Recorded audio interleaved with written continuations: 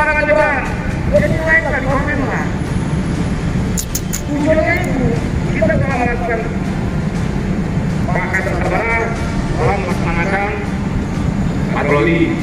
Dibuka akunnya diberikan kepada akun anaknya. Link anaknya kirim ke kita lagi. Dari istri berikan lagi kepada tetangganya. Bisa seperti itu. Seperti Intel. Kita melakukan pengamanan, namun Humas melakukan pengamanan melalui media sosial. Tujuannya apa? Supaya konten positif itu masyarakat bisa lihat dan bisa mendengar.